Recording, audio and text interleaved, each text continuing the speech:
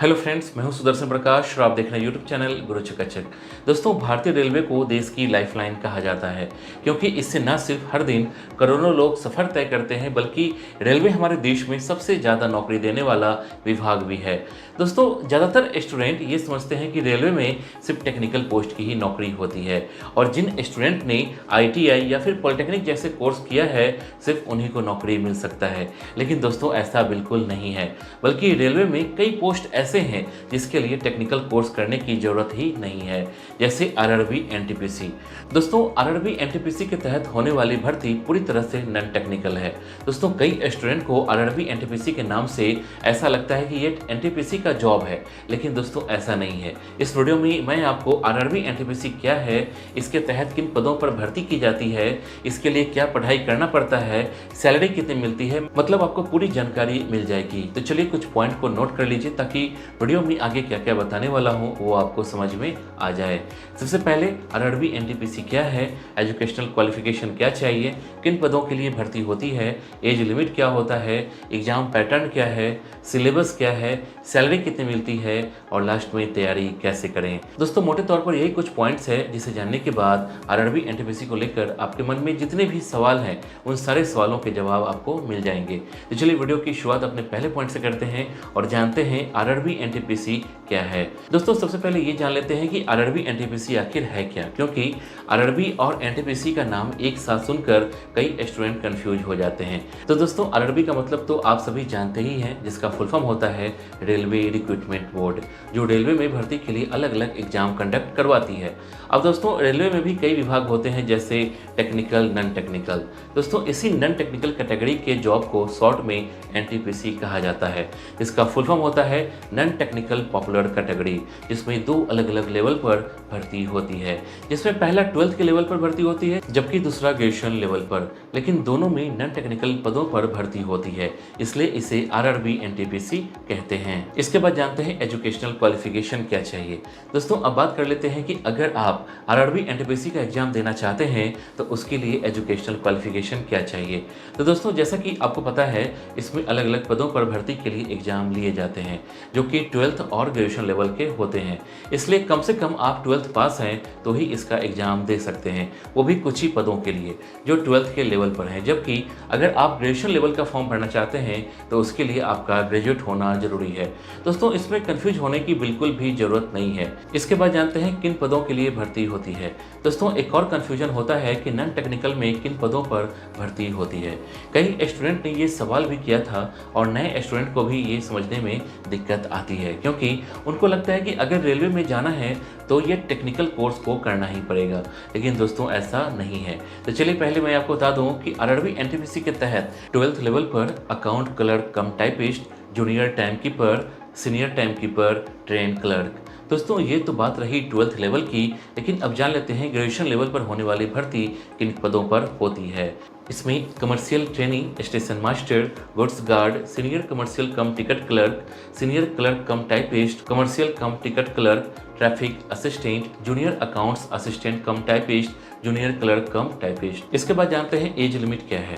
दोस्तों, हर जॉब में एक एज लिमिट तय की गई है कि किस जॉब में किस एज ग्रुप के लोगों की भर्ती की जाएगी, तो उसी तरह से RRB NTPC को लेकर भी है, यहाँ भी एज ग्रुप तय है। तो दोस्तों, एज लिमिट का ध्यान जरूर रखिएगा, क्योंकि कई बार एक दिन भी कम या ज़्यादा होने पर फॉर्म रिजेक्ट हो जाता है। तो दोस्तों, इसमें एज लिमिट जनरल कैटेगरी के उम्मीदवारों की उम्र 18 से 33 साल के बीच होनी चाहिए।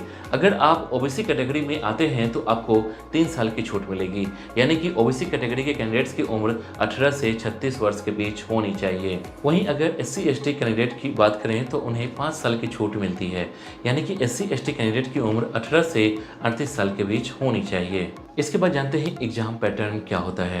दोस्तों, किसी भी एग्जाम की तैयारी करने और उसे पास करने के लिए सबसे पहले ये जानना जरूरी है कि उस एग्जाम का पैटर्न क्या है, क्योंकि एग्जाम पैटर्न की जानकारी अगर आपको होगी तो आप उसकी तैयारी अच्छे से कर पाएंगे।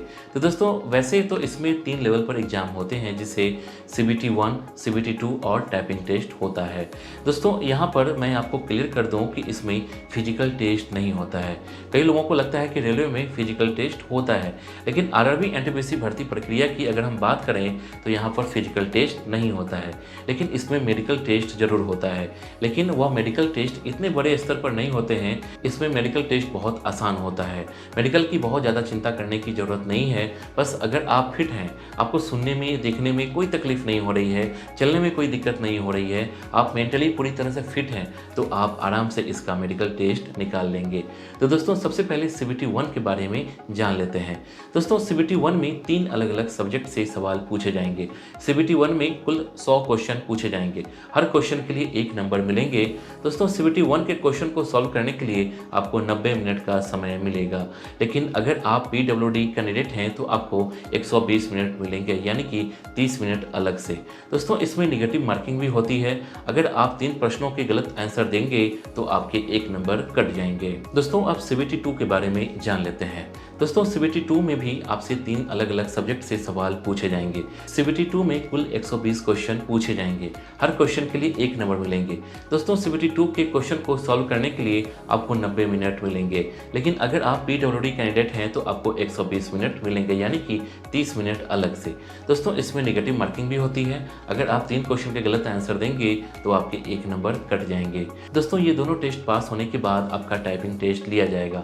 अगर आप इसमें पास हो गए तो फिर मेडिकल टेस्ट और फिर डॉक्यूमेंट वेरिफिकेशन करने के बाद आपकी ज्वाइनिंग करवाई दी जाएगी। तो दोस्तों उम्मीद है कि आपको एग्जाम पैटर्न आसानी से समझ में आ गया होगा। इसके बाद जानते हैं सिलेबस क्या होता है।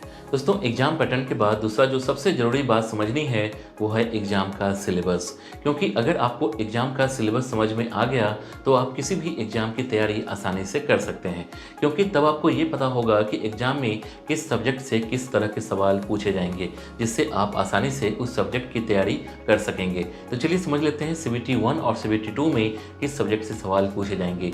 दोस्तों एक बात का ध्यान रखना, CBT 1 और CBT 2 में सब्जेक्ट सेम है। दोनों में आपसे mathematics, general intelligence and reasoning, general awareness से सवाल पूछे जाएंगे। तो चलिए पहले मैथ्स में किस टॉपिक से सवाल पूछे जाएंगे इसके बारे में डिटेल से जान लेते हैं। इसमें simple and compound interest, number system, geometry, time and work, profit and loss, average, SCF, LCM। तो दोस्तों अब बात कर लेते हैं रीजनिंग की। तो इसमें आपसे analogies, completion of number and alphabetical series, coding and decoding, mathematical operations, similarities and differences, relationships, analytical reasoning, syllogism, jumbling, Venn diagram, puzzle, data sufficiency, statement, conclusion. दोस्तों अब बात कर लेते हैं जनरल अवेयरनेस की। तो इसमें आपसे current event of national importance, current events of international importance, games and sports, art and cultures of India, Indian literature, monuments and places of India, general science and life science up to 10th CBSE, history of India and freedom struggle से जुड़े सवाल पूछे जाएंगे। इसके बाद जानते हैं salary कितनी मिलती है। दोस्तों नौकरी कोई भी हो, आखिरकार मैटर तो सैलरी ही करती है। तो दोस्तों अब आपके मन में सवाल आ रहा होगा कि इसमें सैलरी कितनी मिलती होगी। तो दोस्तों जैसा कि आपको पता है कि RRB NTPC में ग्रेजुएशन और 12th लेवल पर ही भर्ती होती है, वो भी अलग अलग पदों पर। तो जाहिर सी बात है कि इसमें सैलरी भी अलग अलग होगी, यानी कि सैलरी इस बात पर डिपेंड करती है कि आप ग्रेजुएशन लेवल पर जा रहे हैं या फिर 12th लेवल पर। तो दोस्तों अगर 12th लेवल पर RRB NTPC के तहत नौकरी लेते हैं तो आपकी शुरुआती सैलरी जो होगी वह 19,000 से लेकर 21,700 रुपये तक होगी। वहीं अगर आप ग्रेजुएशन लेवल पर ज्वाइन करते हैं तो आपकी सैलरी 25,500 से लेकर 35,400 रुपये तक होगी। दोस्तों यह तो बात रही सैलरी की, लेकिन इसके अलावा भी कई अन्य सुविधाएं मिलती है, जैसे महंगाई भत्ता, आवास, ट्रांसपोर्ट, मेडिकल सुविधा और भी कई तरह की सुविधा मिलती है जो सैलरी के अलावा कैंडिडेट को मिलती है। तो दोस्तों इसमें सैलरी के साथ और भी कई सुविधाएं मिलती है। इसके बाद जानते हैं तैयारी कैसे करें। दोस्तों अब बात कर लेते हैं तैयारी की। तो दोस्तों अगर आप RRB NTPC की तैयारी करना चाहते हैं तो आप पिछले साल के पेपर से तैयारी करें। उससे आपको ये आइडिया हो जाएगा कि किस तरह के सवाल एग्जाम में आएंगे। साथ ही जब आप उन सवालों को सॉल्व करेंगे तो आपको यह अनुमान लग जाएगा कि आपको किस सब्जेक्ट के सवाल को सॉल्व करने में कितना टाइम लग रहा है। अगर किसी सब्जेक्ट में ज़्यादा टाइम लग रहा है तो आप उसके अनुसार अपनी स्पीड बढ़ा सकते हैं।